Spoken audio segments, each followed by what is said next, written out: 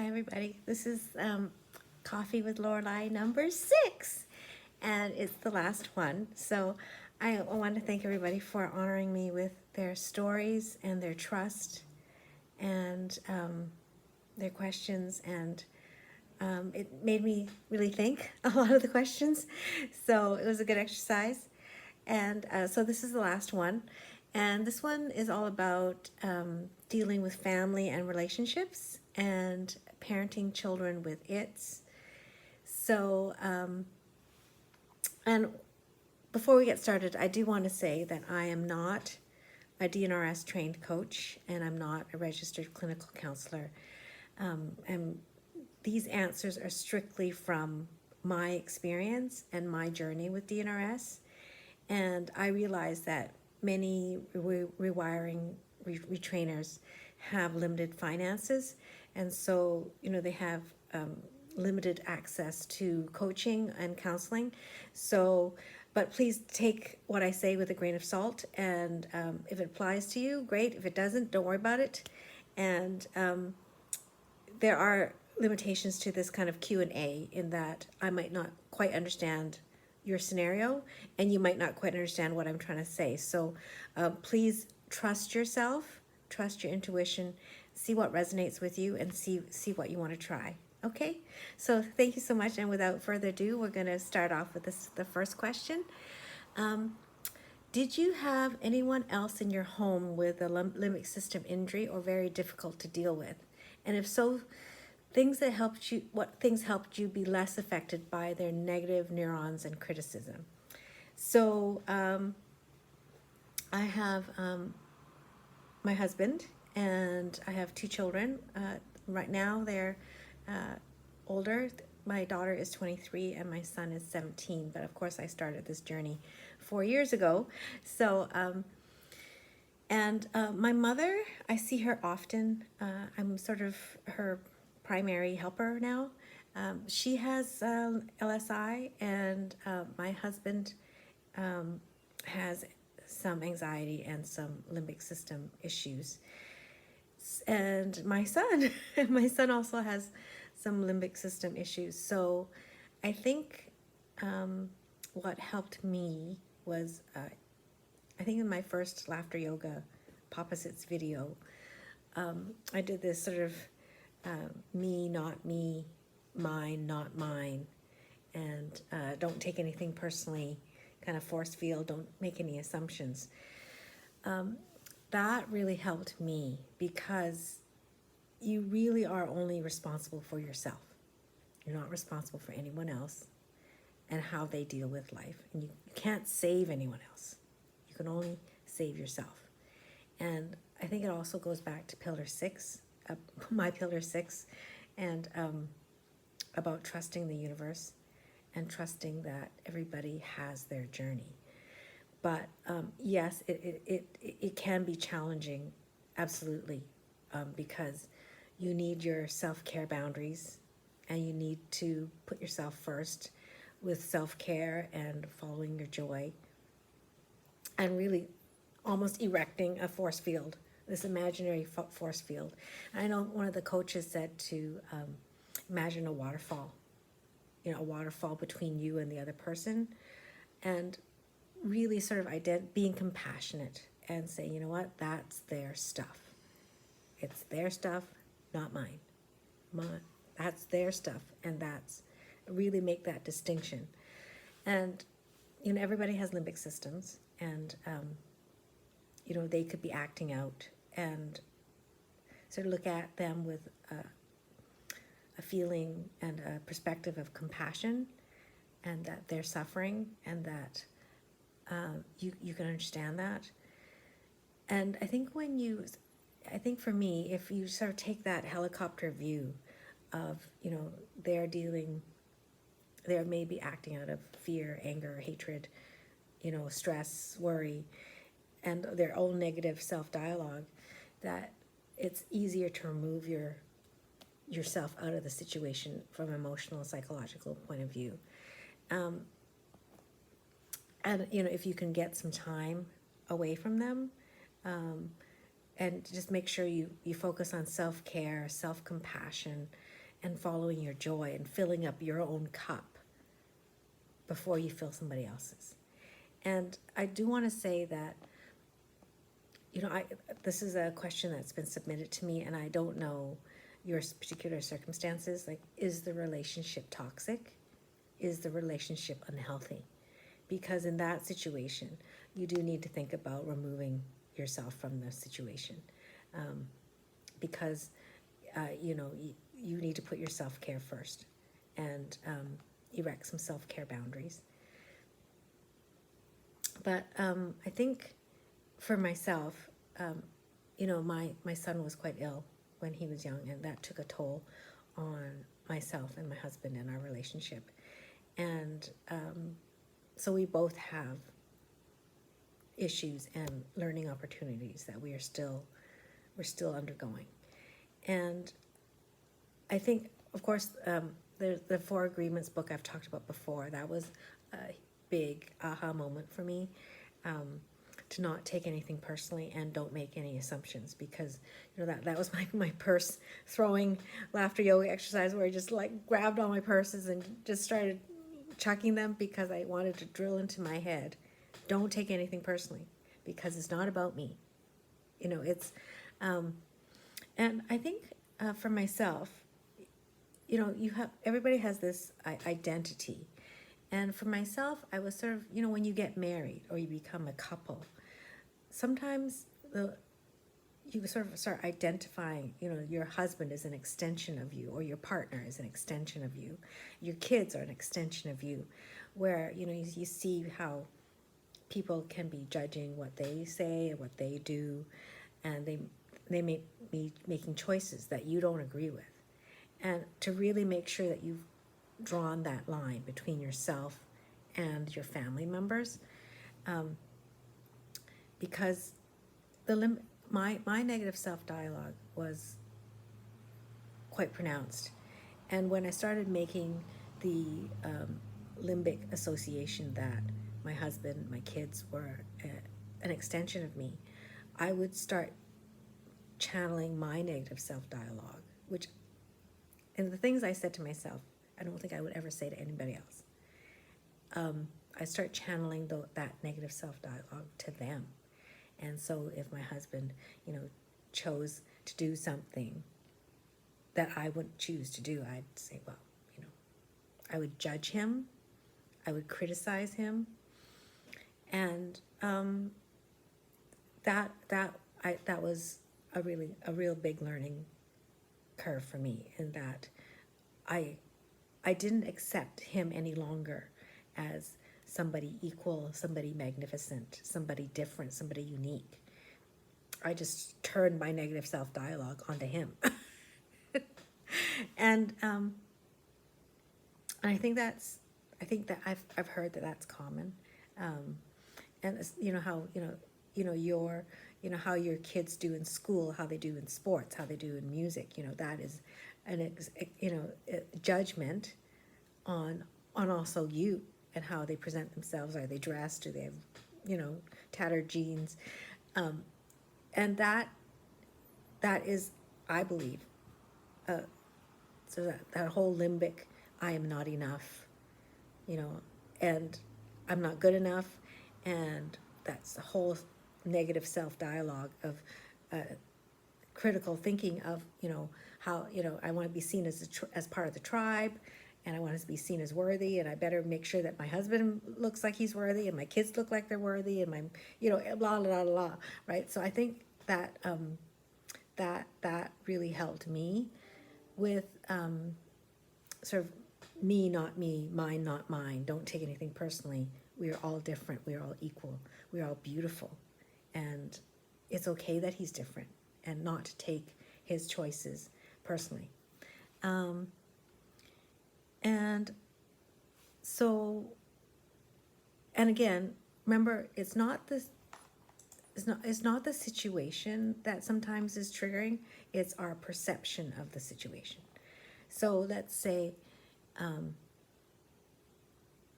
think I've talked about this before, somebody could be having a bad day. It's not about you. they're tired, they're having its, and they act out. It's not about you. Don't take it personally. It's and so if the situation is such that they're being really cranky, your perception of the situation could be, oh, it's about me. He doesn't love me. He doesn't appreciate me. Or it could be, hey, he's having a bad day. So just make sure that that you are trying to come at the situation. Your perception is not being colored by your limbic lens, or a limbic lens. And this is one I've talked to some retrainers about before, is that sometimes relationships can be outside your training zone.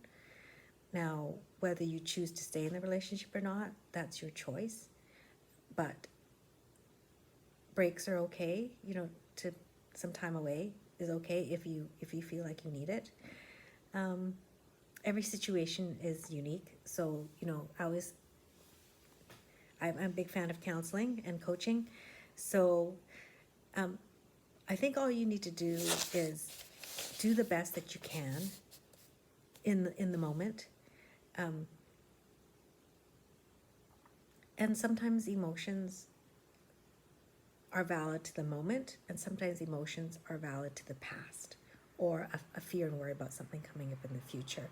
So relationships and family, lots of emotions, and lots of self-compassion, and just trying to recognize, is this emotion coming from, is this emotion valid to this moment? And I'm not bringing up dredging stuff that from the past, or I'm not forecasting something that's going to happen and I'm reacting to that, and I'm also not taking it personally and not making assumptions. So and then also really saying to yourself, each soul must walk their own path, and in everyone's life a little rain must fall, and life is going to find them when it's supposed to, and life is going to find you when it's supposed to, and life can only be lived one day at a time, and just do your best in that moment. Okay, so and I think this next question was, how has your rewiring impacted your children, family? Have you noticed shifts in them? Absolutely. And for those people who sign up for DNRS Deeper Dive version 2, I did do the deeper dive when it came out. There's a 15-minute parenting talk about parenting children with ITS. I thought it was quite helpful, and I totally agree with what they said, that the best thing you can do is yourself, because they soak it up subconsciously. They see how you're dealing with life, they see your core beliefs, they see your conditionings, and the best thing that you can do as a parent is work on yourself. I absolutely agree with that.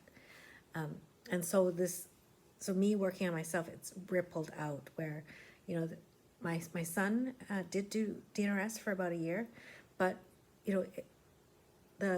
it's all made us more aware. We talk more about being in the moment. We talk more about DNRS principles. Family dinner time, I often will bring up a topic, and you can see that the wheels are turning, and the positive ripple effect on my husband, my children, my mother even. Much more lighthearted and laughter in the family, and so you will, and it'll be a wonderful ripple effect for you and your family and your friends, because you can't help but affect them, because we are all connected. So absolutely has wonderful shifts with that. And the next question is, did your husband do a program too? Did he even acknowledge a limbic system dysfunction? How did you handle your own healing with his limbic injuries? So I think I've answered that question with the first one. But my husband did not do DNRS, and he has not chosen to do a program. I'm hoping that he will. He has some ITS and some anxiety ITS that I think would be really helpful, but he's not there yet in his journey.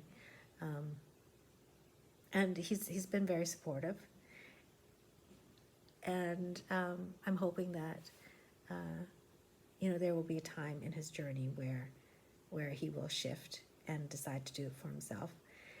I think it's that whole mine, not mine, me, not me boundary where, each soul really must walk their own path, and each soul must walk their own journey, and just letting that happen and trusting in spirit, in God, in the universe, or whatever you believe in, that everything is happening for a reason.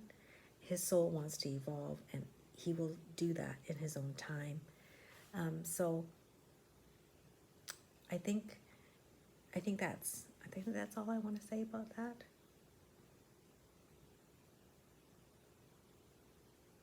Yeah, and he's been definitely shifted by, my DNRS, the new me, because relationships are a dance. You do one thing, he does the other. You do one thing, he does the other, and sometimes you get into a conditioned response where both reactions are knee-jerk. You take yourself out of that conditioned loop, and for the first little while, your partner may have no idea what to do, and might try to keep on re-engaging you in old behavior patterns, and might even be a little angry at you because you've changed the dance. And sometimes it takes patience to let them figure it out that you're not doing that dance anymore, but also lots of compassion for yourself if you're in a difficult situation, and lots of compassion for them. So I think that's that question. And I think I talked about this question before, where somebody asked me, did you pop over your mom? And if you would heal in time to help her when she needed you as she got older, how did you cope? And so I think we talked about this in our earlier coffee about not forecasting, live in the moment, and because you don't know what's going to happen.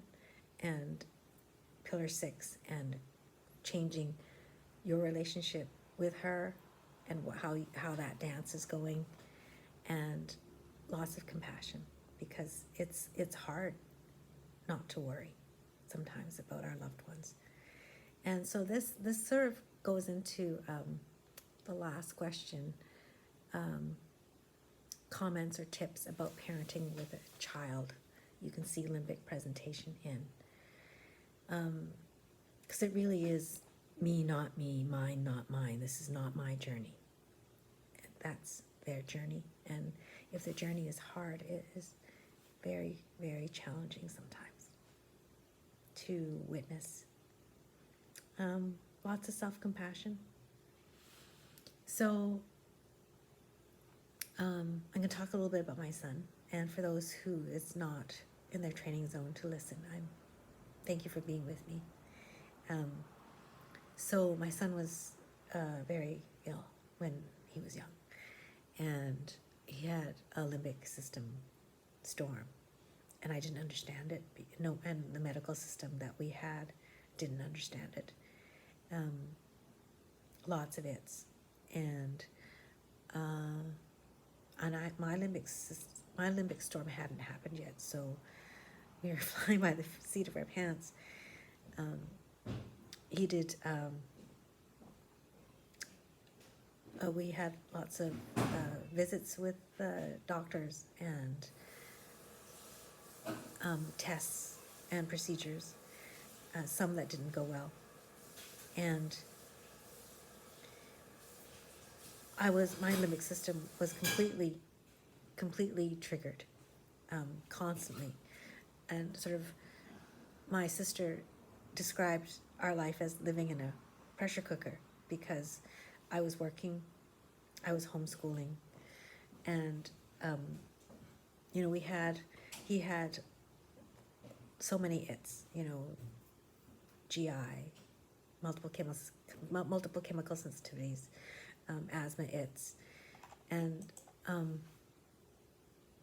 there was a few times where I thought that, God was going to take him back.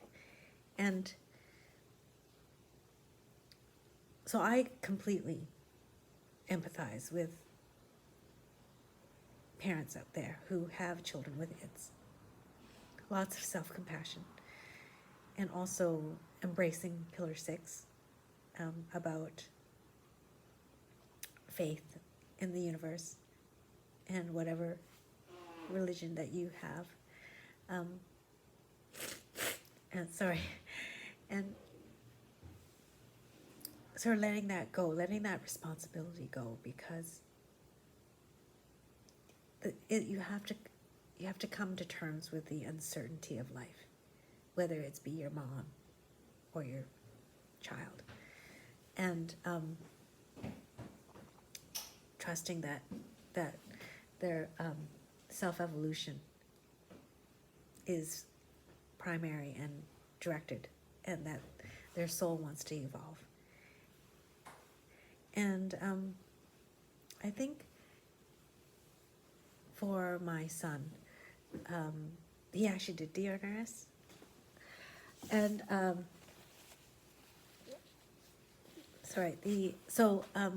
definitely the spillover between me doing DNRS and changes with myself, and then him sort of soaking it up, sort of peripherally, and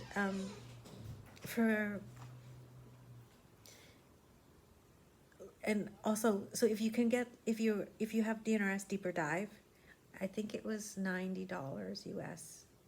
There is a 15-minute clip about parenting, but I think the crux of it is, follow the 5 pillars for them, reframe things for them,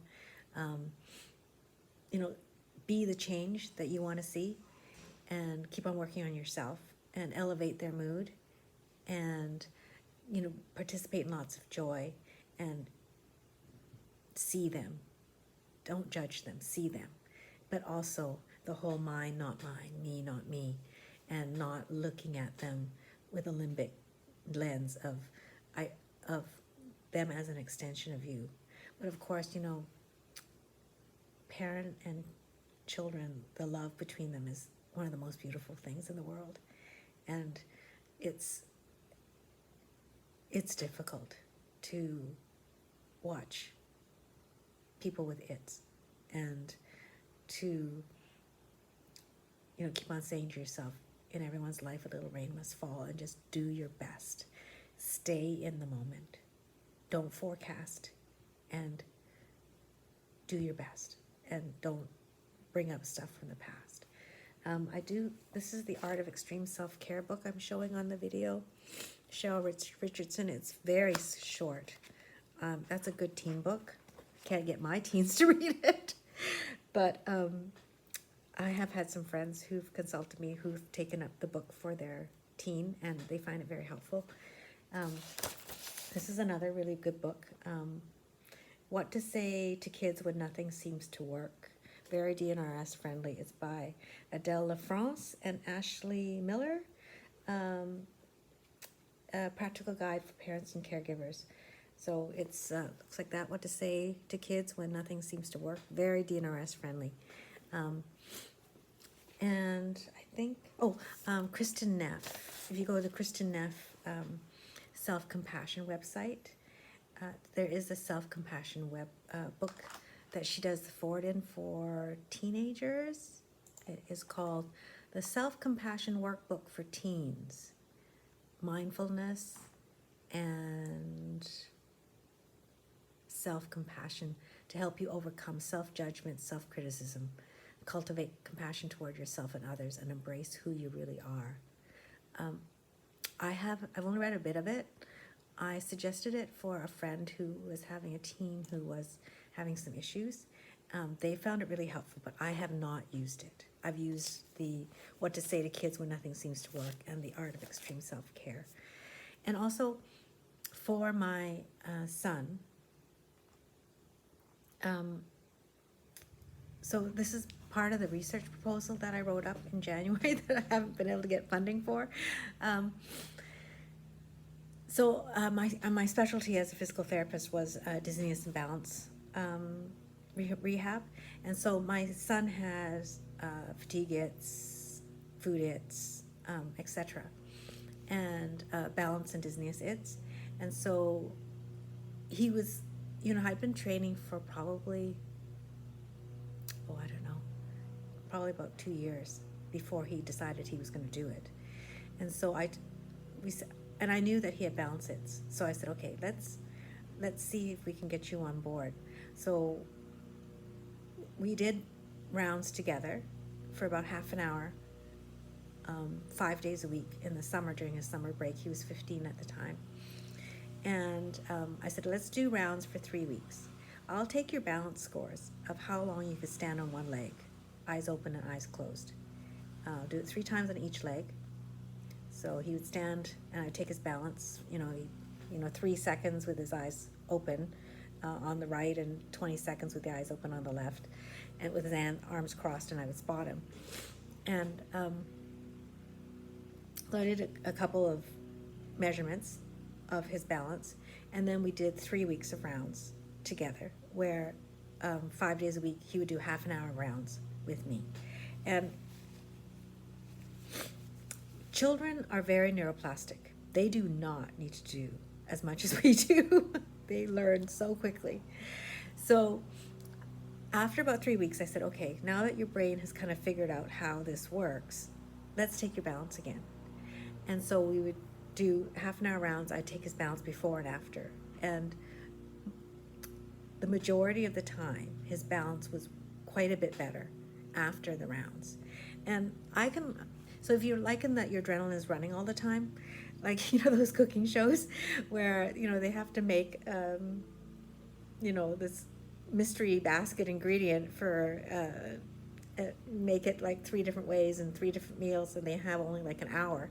You can see these very accomplished chefs, are shaking and their adrenaline's going and they're not thinking right. And, they're making mistakes in the kitchen, like they're forgetting baking soda in their cake recipe. So I would explain that to him. I would say, your limbic system is driving your adrenaline response, and so your balance is not right. And there's a whole bunch of other physiological issues and systems that are dysregulated here. I didn't go into but let's see if DNRS is going to make a difference for you. And so he understood that. He said, oh, okay, I get it. Before a test or before a race, I'm jittery. My system is all hyped up. So because he could see that after 3 weeks, his balance scores were 50% better, 50% of the time, not all the time, 50% better, 50% of the time. Actually, maybe it's a bit more, maybe 60% of the time. He bought in and said, okay, I'm going to do DNRS and just see what happens. And so during the school year, he started doing it only 3 times a week, but it was only half an hour. And his balance got better and his its got better. So, and I thought, what? For a 15-year-old teen to buy into doing rounds with your mother 3 to 5 times a week and not choosing to video game, I thought that's pretty good. So I don't know what age your children are at. I mean, I think when they're younger, there's lots of books and parenting books that are DNRS friendly, and trying to sort of parent them in a DNRS friendly way, but also that not to worry about them. Don't let your system get triggered because you don't know what the universal plan is. And it's so much self-compassion is needed, and just do your best. And if there's something that they want to work on when they're older, let's say they want to, you can do playful rounds when they're little with them, and when they're teenagers, they have to sort of buy into it, so you can see what they want to work on and see if there's, let's say they're having some anxiety its, and you say, okay, rate it from a scale of 0 to 10. Will you do rounds with me for 3 weeks and see if that number, comes down from a 9 to a 7, and just see if there is some objective marker or subjective marker that you can use to help them realize that DNRS can help them. So I think that is all the questions. I think that's everything. Yay! Yay us! So I just want to say thank you again for all your time and your questions and your trust. And I wish you all the very best. And happy rewiring. Let's just sit down and just have a quick gratitude. So I invite you to sit down and close your eyes if you want to. And take a couple deep breaths.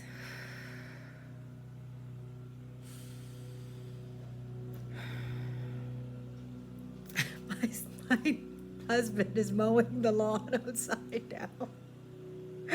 So we're going to have to do the gratitude with the lawn mowing noise. Thank you for all that we have in this moment. Thank you for who we are. Thank you for what we can do and who we can be. Thank you for the miracle of life. Thank you for each other. It is a brand new day and a brand new us, one of infinite possibilities. And take a deep breath.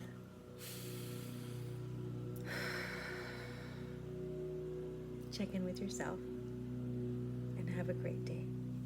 Thank you so much for being with me. Bye.